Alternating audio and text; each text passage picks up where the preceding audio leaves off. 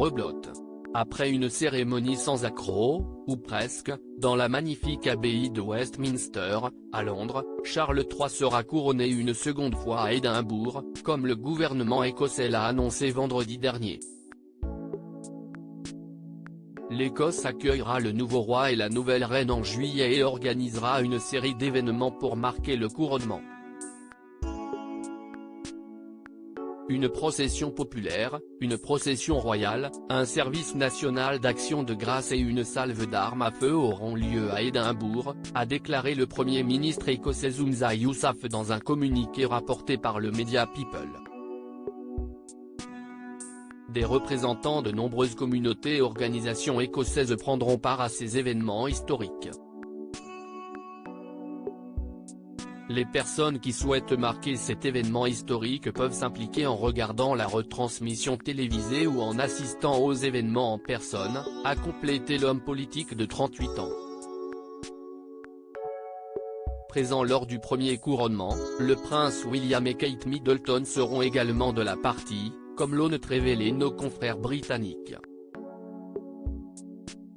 Au cours de cette journée, le duc et la duchesse de Rothesay, comme les Écossais aiment à les appeler, participeront à une procession depuis le palais de Holyrood, leur résidence royale, jusqu'à la cathédrale Saint-Gilles à Édimbourg. Ce qui expliquerait donc leur déplacement dans la capitale écossaise annoncé récemment dans leur agenda estival. La venue de leurs trois têtes blondes, George, Charlotte et Louis, n'a quant à elle pas été annoncée. Le mystère plane encore. Supérieur à couronnement Charles III, la famille royale salue la foule depuis le balcon de Buckingham Palace, sans le prince Harry Carl III couronné en Écosse dans la pure tradition. Lors de ce nouveau couronnement à Édimbourg, le fils de la regrettée Élisabeth II se verra poser sur le sommet de son crâne la couronne du roi Jacques V d'Écosse et sera décoré d'un sceptre et d'une épée d'État. Les honneurs seront réalisés dans le cadre d'une procession populaire à laquelle participeront une centaine de personnes représentant des aspects de la vie écossaise, selon le communiqué du gouvernement.